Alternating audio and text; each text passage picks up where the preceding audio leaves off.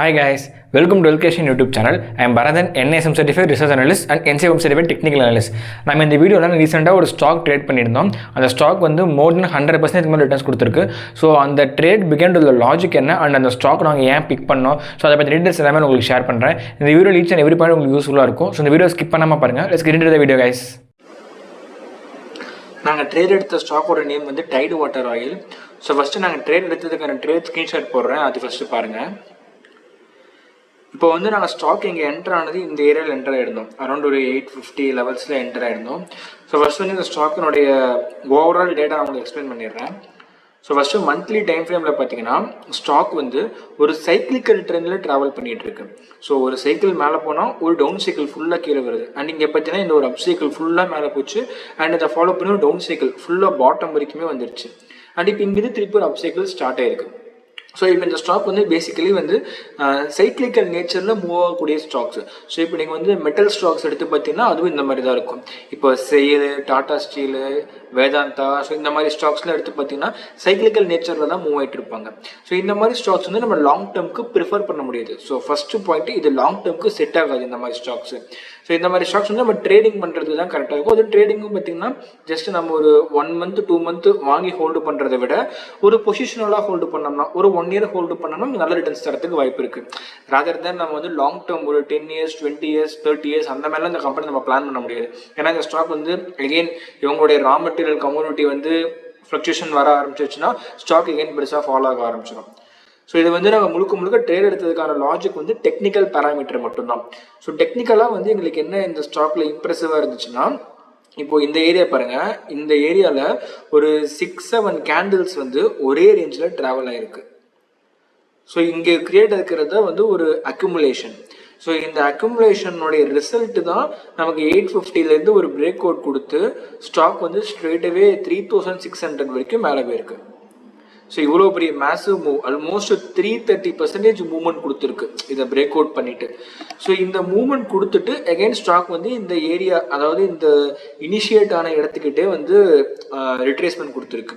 So பேசிக்காக வந்து இங்கே சப்ளை டிமாண்ட் வந்து ஈக்குவலாக இருந்திருக்கு. Supply equal to demand. இப்போ வந்து 10 ரூபாய்க்கு ஒருத்தர் செல் பண்ணுறாரு, 10 ரூபாய்க்கு ஒருத்தர் வாங்குறாரு. ஸோ 10 ரூபாய்க்கு கொடுக்கறதுக்கும் அவர் ரெடி, வாங்குறதுக்கும் அவர் ரெடி. ஸோ ப்ரைஸ் 10 ரூபாயிலே தான் இருக்கும். அது வந்து மேலேயும் போகுது, கீழேயும் வராது. அதே இப்போ வந்து டிமாண்ட் அதிகமாகுது. 10 ரூபாய்க்கு ஒருத்தர் செல் பண்ணுறாரு, ஆனால் வாங்குறது வந்து 100 பேர் இருக்காங்க. 100 பேர் இருக்கிறதுனால டிமாண்ட் அதிகமாக இருக்குது வாங்குறதுக்கு. ஸோ வந்து 10 ரூபாய்க்கு செல் பண்ணும் நீடு கிடையாது அவருக்கு. ஸோ ப்ரைஸ் இன்னும் ஏற்றினாலும் கூட அதை வாங்குறதுக்கு ரெடியாக இருக்காங்க. ஸோ சப்ளை டிமாண்ட் எங்கே நமக்கு வந்து இம்பேலன்ஸ் அக்கர் ஆகுதோ அங்கே தான் வந்து ப்ரைஸ் வந்து ஒரு ட்ரெண்டில் போக ஆரம்பிக்கும். சப்ளை வின் பண்ணிட்டா ப்ரைஸ் ஃபாலோ ஆகும், டிமாண்ட் வின் பண்ணிட்டா ப்ரைஸ் மேலே போகும். ஸோ இங்கே பார்த்தீங்கன்னா சப்ளை டிமாண்ட் ஈக்குவலாக இருக்குன்னா அந்த ஏரியா தான் முக்கியமான ஏரியா, அதுதான் வந்து base. So supply equal to demand, அந்த ஏரியா தான் ஒரு பேஸ் ஏரியா. ஸோ அந்த பேஸ் ஏரியாவிலேருந்து தான் ப்ரைஸ் வந்து டிமாண்ட் வின் பண்ணி ப்ரைஸ் மேலே போயிருக்கு. அகைன் ஸ்டாக் கீழே வந்து அந்த பேஸ் ஏரியா வரைக்கும் கீழே வந்திருக்கு. ஸோ கீழே வந்து இங்கேருந்து பார்த்தீங்கன்னா ஒரு ரிவர்சல் கொடுத்து இங்கேருந்து மேலே போக ஆரம்பிச்சிருக்கு. இதில் வந்து டெக்னிக்கலாக நம்ம பார்க்க வேண்டியது என்னன்னா ஆர்டர் பிளாக். இன்கேஸ் வந்து உங்களுக்கு ஆர்டர் பிளாக் என்னன்னு தெரியல, இல்லை எஸ்எம்சி கான்செப்ட் உங்களுக்கு அது வந்து ப்ராப்பராக உங்களுக்கு அது புரியலன்னா நாங்கள் வந்து ஒரு வீடியோ மேக் பண்ணியிருக்கோம், ஒரு 2-3 வீடியோஸ்க்கு முன்னாடி போட்டிருந்தோம். எஸ்எம்சி பற்றி ஒரு வீடியோ இன்டெப்த்தாக போட்டிருந்தோம். ஸோ அந்த வீடியோ நீங்கள் ரெஃபர் பண்ணி பாருங்கள். ஒரு ஆர்டர் பிளாக் எப்படி வேலிடாக ட்ரா பண்ணுன்றதை பற்றி நாங்கள் போட்டிருந்தோம்.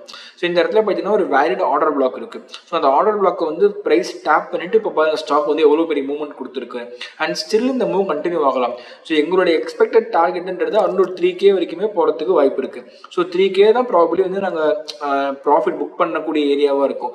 ஸோ அந்த ஏரியா போச்சுன்னா அங்கே புக் பண்ணிட்டோம்னா ஆல்மோஸ்ட் ஒரு 4x கிடைச்ச மாதிரி, ஒரு 4xக்கு மேலே வந்த மாதிரி தான்.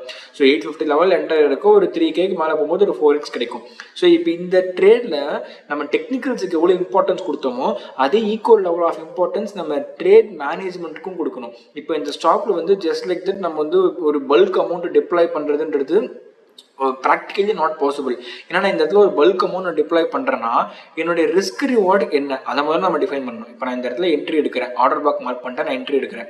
என்னுடைய ப்ராபபிள் ரிஸ்க்ன்றது என்னுடைய இந்த கோவிட் லோ வந்திருக்கு பார்த்தீங்களா, இது வரைக்குமே நான் ரிஸ்க் எடுத்து தான் ஆகணும். இதுதான் என்னுடைய எஸ் தான் நான் வச்சாகணும். ஸோ நான் 36% நான் ரிஸ்க் எடுக்கணும். இந்த ரிஸ்க்கு ரிவார்ட் பாயிண்ட் ஆஃப் வியூவில் நான் ப்ரீவியஸ் ஹை எக்ஸ்பெக்ட் பண்ணுறேன். எனிவேஸ் நமக்கு ரிஸ்க் ரிவார்ட் பார்க்கும்போது 1:7 கிடைக்குது. பட் இருந்தாலும் இந்த ரிஸ்க் வந்து யாருமே ஒத்துக்க மாட்டாங்க. 40% யாருமே ரிஸ்க் எடுக்க மாட்டாங்க ஒரு ட்ரேடு. அப்படி எடுக்கிறாங்கன்னா அதை விட பெட்டர் ரிவார்ட் அவங்களுக்கு கிடைக்கணும். ஸோ 40% ரிஸ்க் எடுக்கிறான்னா மினிமம் ஒரு 120% ஆர் மினிமம் ஒரு 100% ஒரு கிடைக்கணும். 40% ரிஸ்க் எடுக்கிறாருன்னா கேபிட்டலை டபுள் ஆகணும் அவரு. ஸோ அதுதான் வந்து ஒரு ப்ராப்பர் ரிஸ்க் மேனேஜ்மெண்ட்டாக இருக்கணும்.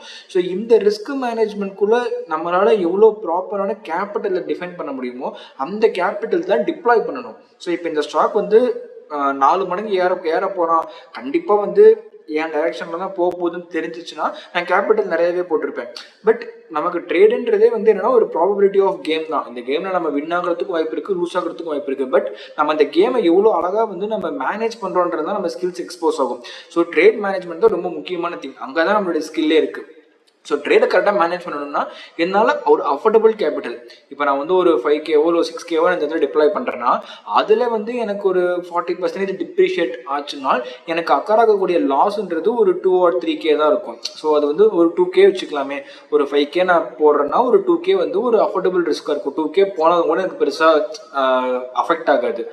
அதான் வந்து எனக்கு ரிவார்ட் பாயிண்ட் ஆஃப் வியூவில் எனக்கு கரெக்டாக எக்ஸ்பெக்ட் பண்ணாமல் ஸ்டாக் மேலே போக ஆரம்பிச்சிச்சுன்னா கண்டிப்பாக 3x 4x கிடைக்கும். ஸோ 3x 4xன்ற போது ஒரு 6Kக்கு ஒரு 4xனா எனக்கு 24K கிடைக்கும். ஸோ 24Kன்றது நமக்கு ஒரு பெரிய அமௌண்ட்டு தான். ஸோ இந்த மாதிரி தான் நம்ம வந்து ரிஸ்க் ரிவார்டை கரெக்டாக மேனேஜ் பண்ண தெரியணும். ஸோ நிறைய பேர் பண்ணுற மிஸ்டேக் என்னன்னா ரிஸ்க் ரிவார்டை கரெக்டாக மேனேஜ் பண்ணாமல் டெக்னிக்கல்ஸை மட்டுமே பார்க்கறதுனால தான் அவங்க மாட்டிக்கிறாங்க. கொஞ்சம் இறங்கினா கூட உங்களுக்கு லாஸ் நிறைய வர ஆரம்பிச்சிடும். ஸோ பல்க் அமௌண்ட் எப்பயுமே டிப்ளாய் பண்ணாதீங்க. பண்ணலாம், லைக் பல்க் அமௌண்ட் டிப்ளாய் பண்ணலாம். ஸோ அது வந்து நமக்கு ரிஸ்க் கரெக்டாக டிஃபைன் பண்ண தெரியணும். இப்போ என்னோட ரிஸ்க் வந்து 5% தான். ஸோ 5% ரிஸ்க் எடுக்கிறன்ற போது நம்ம இந்த இடத்துல அதிகமான கேபிட்டல் போடலாம். ஒரு 1 lakh 2 lakh போடலாம். ஸோ போட்டு பண்ணும்போது 5% ரிஸ்க்ன்ற போது 5000 ரூபாய் ரிஸ்க் எடுப்போம். On the reward point of view நம்ம ஒரு 15% எக்ஸ்பெக்ட் பண்ணுறோன்ற போது ஒரு 5000 ரூபாய் கிடைக்கும். ஸோ 5000 ரூபாய் லாபம், ஒரு 5000 ரூபாய் ரிஸ்க். ஸோ இது நம்ம கண்ட்ரோலில் தான் இருக்குது. ஒரு 1 lakh போடுறோன்ற போது. ஆனால் இங்கே நான் 1 lakh போட்டேன்னா எனக்கு 40% ரிஸ்க்ன்ற போது 40000 ரூபாய் எனக்கு லாஸ் ஆகிறதுக்கு வாய்ப்பு இருக்குது. 40000 ரூபாய் லாஸ் யாரும் ஒத்துக்க மாட்டாங்க. ஸோ அப்படி இருக்கும்போது கேபிட்டல் எவ்வளோக்கு எவ்வளோ கரெக்டாக மேனேஜ் பண்ணுறது ஒரு முக்கியமான கீ ரோல் ப்ளே பண்ணும். அண்ட் இப்போ இந்த ஸ்டாக்னுடைய ஃபண்டமெண்டல்ஸ் நம்ம ஓப்பன் பண்ணி காட்டுறேன். நான் டைடு வாட்டர்னுடைய ஃபண்டமெண்டல்ஸ் ஓப்பன் பண்ணியிருக்கேன். ஸோ இப்போ இந்த ஸ்டாக்னுடைய மார்க்கெட் கேப் பார்த்தீங்கன்னா அரௌண்ட் ஒரு 4000 crore இருக்குது. அண்டு இதனுடைய ஸ்டாக் பி வந்து 28 இருக்குது. ஸோ ஓவரால் ஃபண்டமெண்டல் பேராமீட்டர் நம்ம எல்லாமே செக் பண்ணும்போது நல்லா இருக்க மாதிரி தான் தெரியும். பட் இது வந்து லாங் டேர்முக்கு ஒரு சஸ்டைனபிள் கம்பெனின்ற மாதிரி நம்ம சொல்ல முடியாது. ஏன்னா இது வந்து கொஞ்சம் சைக்கிளிக்கல் நேச்சரில் ப்ரைஸ் மூவ் ஆகும். At the same time commodity dependent stock இது. ஸோ கமோடிட்டி டிபெண்ட் பண்ணியிருக்கிறதுனால கமோடிட்டி ப்ரைஸ் உங்களுக்கு ஷூட் அப் ஆச்சுன்னா ஸ்டாக்குக்கு வந்து அஃபெக்ட் ஆகும். ஸோ அந்த ரிஸ்க் ஒன்று இருக்குது. அட் த சேம் டைம் ரொம்ப முக்கியமான பாயிண்ட் என்னன்னா, நீங்கள் இந்த ஜஸ்ட் இந்த ஃபண்டமெண்டல்ஸ் பார்க்கும்போது நம்பர்ஸ் எல்லாமே சூப்பராக இருக்குது. ஏன்னா ப்ரொமோட்டர் ஹோல்டிங் 60% மேலே இருக்குது, டெப்த்து கிடையாது, டெப்ட் ஈக்விட்டி 0 இருக்குது, அண்டு ROC ROE எல்லாமே நல்லா இருக்குது, அண்டு டிவிடெண்ட் ஈல்டும் பார்த்தீங்கன்னா சூப்பராக இருக்குது. ஸோ ஃபண்டமெண்டல் பேராமீட்டர்ஸ் எல்லாமே நல்லா இருக்க மாதிரி தான் தெரியும். பட் ஆக்சுவல் செக் எங்கே இருக்குன்னா, profit and loss year on year எடுத்து பார்த்தீங்கன்னா உங்களுக்கு ஒரு பெரிய க்ரோத் இந்த கம்பெனி கொடுக்கல. ஸோ லாஸ்ட் ஒரு 5-6 இயர்ஸாக பார்த்தீங்கன்னா சேல்ஸ் வந்து டீசெண்டாக இருக்குது. இது ரொம்ப ஃபால் ஆகலை, சம்டைம்ஸ் ஸ்டாக்னட்டாக இருந்திருக்கு, லைட்டாக டிப்ரிஷியேட் ஆகிருக்கு, இப்போ கொஞ்சம் இன்க்ரீஸ் ஆகிருக்கு. But sales point of view வந்து ஸ்டில் வந்து கன்வின்சிங்காக இல்லை. அதே மாதிரி மார்ஜின் பாருங்கள், ஆப்ரேட்டிங் ப்ராஃபிட் மார்ஜின் வந்து மேக்ஸிமம் மார்ஜினே 12% தான். லாஸ்ட் ஒரு 10 இயர்ஸில் 13% இங்கே இருக்குது. ஸோ 13% தான் இருக்கிறதுல ஹையஸ்ட் ப்ராஃபிட் மார்ஜின். ஸோ இந்த கம்பெனிலாம் அந்தளவுக்கு மார்ஜினும் மெயின்டைன் பண்ண முடியல. At the same time sales வந்து அவுட்ஸ்டாண்டிங்காக இல்லை, ஒரு இம்ப்ரெசிவாக இல்லைன்ற மாதிரி நான் சொல்கிறேன். இப்போ வந்து நம்ம ஒரு லாங் டேர்ம் ஒரு கம்பெனியை பிளான் பண்ணுறோம்னா சேல்ஸ் வந்து கொஞ்சம் இன்க்ரீஸ் ஆகிட்டே போச்சுன்னா நமக்கு ஒரு நல்ல கான்ஃபிடன்ஸ் இருக்கும். சும்மா ஒரு எக்ஸாம்பிளுக்கு உங்களுக்கு காட்டுறேன். ஸோ இப்போ இந்த கம்பெனி பாருங்கள், நியூஜென் சாஃப்ட்வேர். இது வந்து ஒரு டெக்னாலஜி கம்பெனி. செக்டார் வைஸ் வந்து ரெண்டுமே வேறு செக்டர், கம்பேரே பண்ணக்கூடாது. பட் ஜஸ்ட் நான் உங்களுக்கு வந்து ஒரு எக்ஸாம்பிளுக்காக காட்டுறேன். இப்போ இந்த கம்பெனியுடைய ப்ராஃபிட் அண்ட் லாஸ் சேல்ஸ் மட்டும் பாருங்களேன். ஸோ 200லேருந்து ஸ்டேபிளாக இன்க்ரீஸ் ஆகிட்டே இருக்குது பார்த்தீங்களா.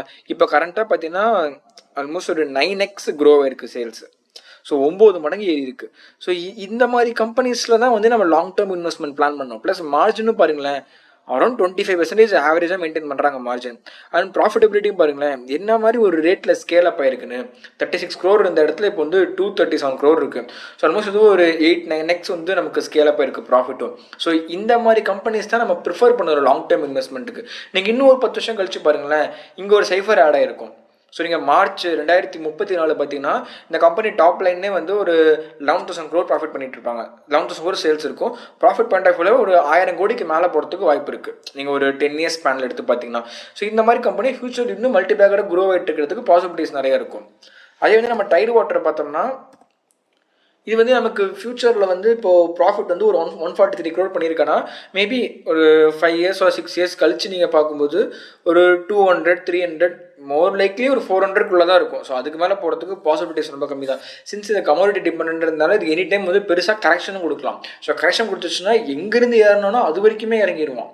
ஸோ கேபிட்டல் டிப்ரிஷியேட் ஆக ஆரம்பிச்சிச்சுன்னா நீங்கள் என்ட்ரி ஆன பாயிண்ட்ல இருந்து எவ்வளோ இறங்குவானே தெரியாது. ஸோ 50 60 70 80% வரைக்குமே இறங்குறதுக்கு வாய்ப்பு இருக்குது. ஸோ இவ்வளோ ரிஸ்க் இருக்கிறதுனால அது வந்து நம்ம லாங் டேர்முக்கு ப்ரிஃபர் பண்ணக்கூடாது. அட் த சேம் டைம் நீங்கள் ஷேர் ஹோல்டிங் பேட்டர்னும் பார்த்தீங்கன்னா FIS DIS அந்த ஸ்டேக்கும் பார்த்தீங்கன்னா வீக்காக தான் இருக்குது, ஒன்றும் அவ்வளோ ஸ்ட்ராங்காக இல்லை. பட் இவ்வளோ ட்ராபேக்ஸும் தாண்டி நாங்கள் ட்ரேட் எடுத்ததுக்கு ஒரே காரணம் என்னென்னா SMC மட்டும்தான். ஸோ SMCயில் நாங்கள் அந்த ஆர்டர் பிளாக் ப்ராப்பராக ஸ்டடி பண்ணி அந்த ஆர்டர் பிளாக் பேஸ் பண்ணி இந்த இடத்துல நாங்கள் என்ட்ரி எடுத்தது தான் இப்போ இவ்வளோ ரிட்டர்ன்ஸ் கொடுத்துருக்கு. அண்ட் ப்ராப்பர் ரிஸ்க் ரிவார்டை மேனேஜ் பண்ணோம்.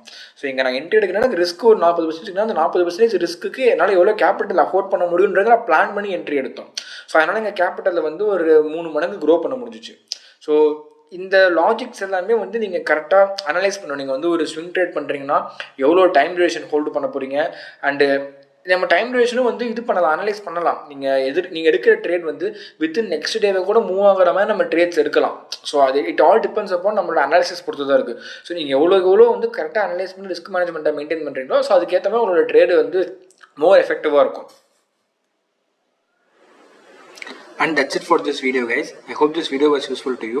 And எல்லாரும் ஒரு கம்யூனிட்டி மெயின்டைன் பண்ணுறோம். இந்த கம்யூனிட்டி வந்து எங்களுடைய ஸ்டாக் கண்டென்ட்ஸ் அனாலிசிஸ் எல்லாமே வந்து ஃப்ரீ ஆஃப் காஸ்ட்டில் ஷேர் பண்ணிட்டு இருக்கோம். ஈவன் இந்த ஸ்டாக் கூட பார்த்தீங்கன்னா நாங்கள் வந்து லாஸ்ட் இயர் மே ஜூன் அந்த டைம்லேயே வந்து நாங்கள் ஷேர் பண்ணியிருந்தோம் எங்களுடைய டெலகிராம் கம்யூனிட்டியில். இன்கேஸ் எங்கள் டெலகிராம் கம்யூனிட்டியில் மெம்பராலாம் மறக்காமல் எங்கள் கம்யூனிட்டி ஜாயின் பண்ண பாருங்கள். என் கம்யூனிட்டியில் போஸ்ட் பண்ணுற stocks majority of the stocks நாங்கள் ரீசெண்ட் டேஸில் போஸ்ட் பண்ணது எல்லாமே நீங்கள் பேக் டெஸ்ட் பண்ணி பாருங்கள். ஸோ எங்கள் அனாலிசிஸ் வந்து எந்த அளவு அக்யூரேட்டாக இருக்குன்றதை பாருங்கள். ஈவன் இப்போ ரீசெண்டாக கூட நான் வந்து IGL போஸ்ட் பண்ணியிருந்தோம். ஸோ இப்போ அந்த ஸ்டாக் பார்த்தீங்கன்னா பிரேக் அவுட்க்கு முன்னாடி போட்டிருந்தோம். அண்ட் இப்போ ஸ்டாக் வந்து ஆல்மோஸ்ட் பிரேக் அவுட் கொடுத்து ஒரு 8% மூவ்மெண்ட் கொடுத்துருக்கு. ஸோ இங்கே பார்த்தீங்கன்னா 8% மூவ்மெண்ட் இருக்குது. அண்ட் ஈவன் எஸ்டர்டே கூட ஒரு ஸ்டாக் போஸ்ட் பண்ணியிருந்தோம். அது பார்த்தீங்கன்னா வந்து ஆல்மோஸ்ட் ஒரு 5% மூவ்மெண்ட் கொடுத்துச்சு. அண்டு PA இண்டஸ்ட்ரீஸ் அது நாங்கள் வீடியோவில் கூட மேக் பண்ணியிருந்தோம், அது ஒரு 6% மேலே மூவ்மெண்ட் கொடுத்துச்சு. ஸோ இன்கேஸ் இங்கே எங்கள் டெலகிராம் கம்யூனிட்டியில் மெம்பர் எல்லாம் மறக்காமல் எங்கள் கம்யூனிட்டி ஜாயின் பண்ண பாருங்கள். நாங்கள் வந்து அங்கே தான் நிறைய கண்டென்ட் ஷேர் பண்ணிகிட்டு இருக்கோம். ஈச் அண்ட் எவ்ரி பாயிண்ட் வந்து வீடியோஸில் கன்வே பண்ண முடியாது. ஸோ எங்கள் கம்யூனிட்டி மறக்காமல் ஜாயின் பண்ண பாருங்கள். அண்ட் இன்கேஸ் எங்களுடைய ஆப் நீங்கள் இன்ஸ்டால் பண்ணலாம், மறக்காமல் எங்களுடைய வெரிஃபிகேஷன் ஆப் இன்ஸ்டால் பண்ணிக்கோங்க. நாங்கள் வந்து நாளைக்கு சண்டே வந்து ஒரு லைவ் ஒன்று பிளான் பண்ணியிருக்கோம். ஸோ அந்த லைவில் பார்த்தீங்கன்னா உங்களுடைய டவுட்ஸ் எல்லாமே நாங்கள் கிளாரிஃபை பண்ணுறதா இருக்கும். So 12 PM to 1 PM Q&A session மாதிரி இருக்கும். எங்கள் வெல்த் கிரியேஷன் ஆப்லேயே தான் இருக்கும் அந்த லைவ் செஷன். ஸோ மறக்காமல் எங்கள் ஆப் இன்ஸ்டால் பண்ணிக்கோங்க, அந்த செஷன் ஜாயின் பண்ண பாருங்கள். அதுவும் வந்து ஃப்ரீ ஆஃப் காஸ்ட் தான். ஸோ நான் எதுவும் சார்ஜ் பண்ணுறதில்ல. ஸோ இந்த வீடியோ உங்களுக்கு யூஸ் ஆச்சுன்னா லைக் பண்ணுங்கள், ஷேர் பண்ணுங்கள், சப்ஸ்கிரைப் பண்ணுங்கள். Thank you guys.